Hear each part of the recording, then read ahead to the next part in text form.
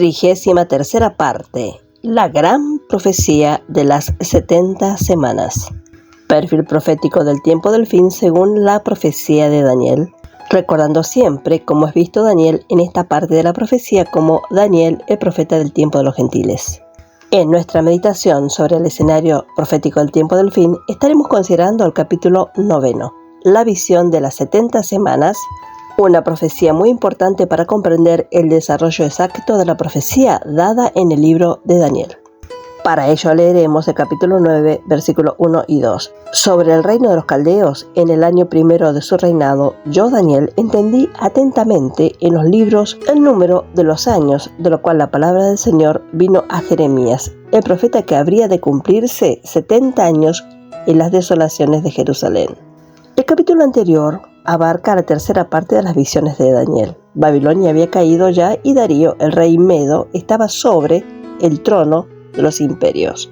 Vimos en el capítulo 6 que él había promovido a Daniel a uno de los lugares principales en su reino, presidente del triunvirato, y pensó ponerlo en todo el reino, pero se vio obstaculizado al principio a causa de la envidia de sus compañeros. Estos procuraban matarle, pero eso era imposible, porque él era un vaso escogido, el centinela de Dios en sus días para la casa de Judá. Los leones no podían devorarlo. Jehová era un muro de fuego cercando a su profeta. Ezequiel, que también era un centinela de Israel, se refiere a Daniel como un modelo de rectitud y sabiduría. Leemos en Ezequiel capítulo 3, versículo 17. Hijo de hombre, yo te he puesto por atalaya a la casa de Israel. Oirás pues tú la palabra de mi boca y los amonestarás de mi parte. Él está en la fila con Job y Noé. Ezequiel capítulo 14, versículo 14 al 20. Si estuviesen en medio de ella estos tres varones, Noé, Daniel y Job, ellos, por su justicia, liberarían únicamente sus propias vidas. Dice Jehová el Señor: y si hiciere pasar bestias feroces por la tierra y la asolaren, y quedare desolada de modo que no haya quien pase a causa de las fieras, y estos tres varones estuviesen en medio de ella, vivo yo, dice Jehová el Señor, ni a sus hijos ni a sus hijas librarían. Ellos solo serían librados y la tierra quedaría desolada. O si yo trajese espada sobre la tierra y dijese: espada, pasa por la tierra, e hiciese cortar de ella hombres y bestias, y estos tres varones estuviesen en medio de ella, vivo yo, dice Jehová el Señor, no librarían a sus hijos ni a sus hijas, ellos solo serían librados. O si enviare pestilencia sobre esa tierra y derramare mi ira sobre ella en sangre para cortar de ella hombres y bestias, y estuviesen en medio de ella Noé, Daniel y Job, vivo yo, dice Jehová el Señor, no librarían ni a hijo ni a hija. Ellos, por su justicia, librarían solamente sus propias vidas.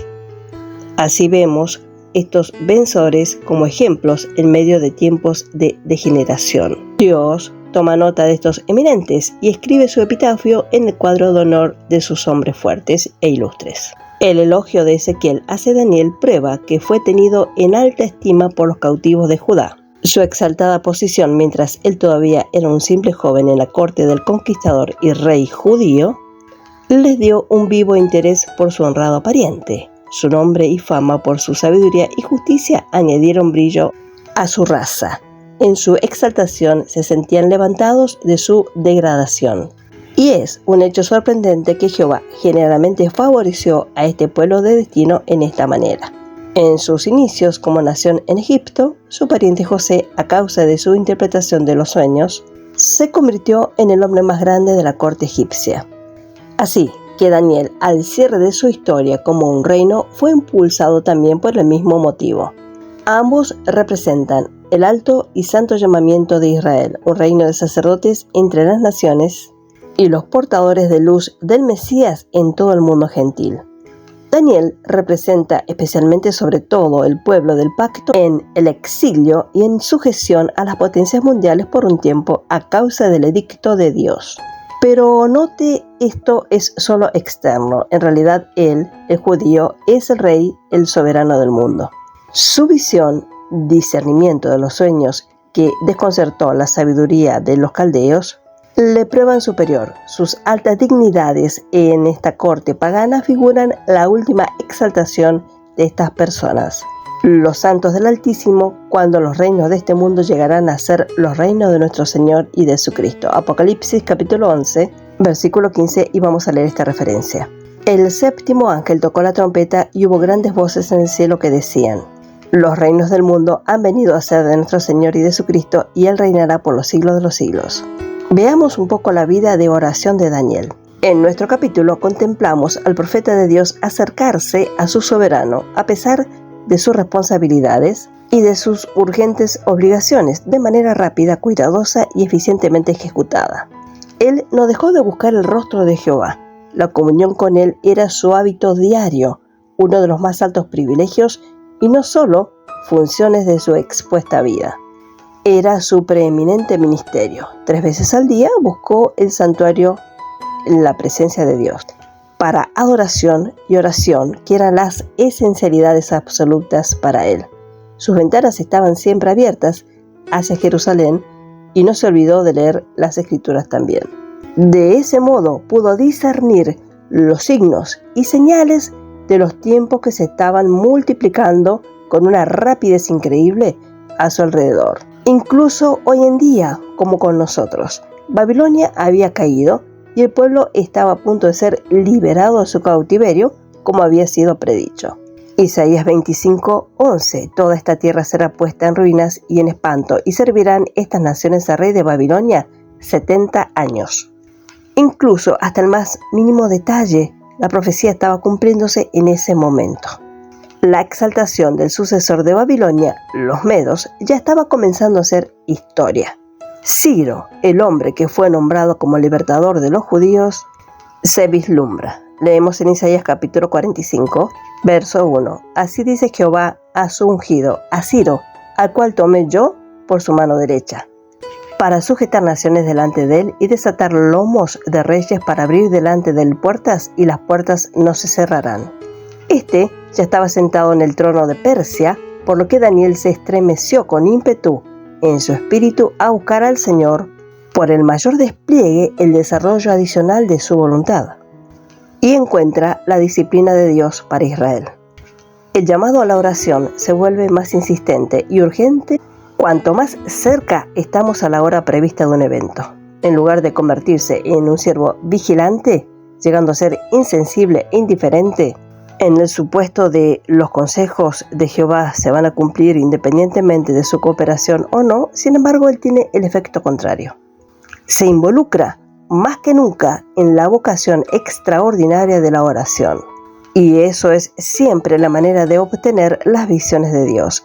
Él se deleita en todos aquellos que están tan profundamente interesados en sus asuntos, tan intensamente que ejercitan llorando, gimiendo y orando, de lo cual sin duda Dios se revelará a ellos.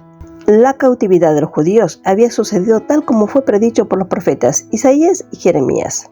Ellos testificaron una y otra vez de la ira de Dios, que estaba seguro que iba a llegar al pueblo si estos no se arrepentían.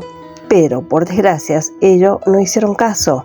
Él vino a su debido tiempo para vencer, y las profecías se cumplieron. Del mismo modo, su restauración fue contemplada y predicha por Jehová a través de los mismos profetas. Las condiciones de cada punto fueron preconocidas, previstas y prefiguradas por él. El testimonio divino de que estas cosas son irrefutables. Tenga en cuenta algunas cosas de ellas. Leemos en Isaías capítulo 42, versículo 24. ¿Quién dio a Jacob por botín e Israel a saqueadores? ¿No fue Jehová contra quien habían pecado? Pues no querían andar en sus caminos ni oyeron su ley. Por lo tanto derramó sobre él el ardor de su ira. También Isaías capítulo 43, versículo 14 y 15. Así dice el Señor, tu Redentor, el Santo de Israel. Por causa de ustedes he enviado a Babilonia y he derribado a todos sus nobles y los caldeos cuyo clamor es en los barcos. Yo soy el Señor Santo vuestro, el Creador de Israel, vuestro Rey. Jeremías capítulo 50, versículo 17. Israel es una oveja dispersa, los leones lo han ahuyentado. Primero el rey de Asiria lo ha devorado a él, y este último, Nabucodonosor, rey de Babilonia, ha quebrantado sus huesos. Por lo tanto castigaré al rey de Babilonia, como castigaré al rey de Asiria, y traeré de nuevo a Israel a su habitación, y se alimentará en el Carmelo y Basán, y su alma se saciará sobre el monte Efraín y de Galaad.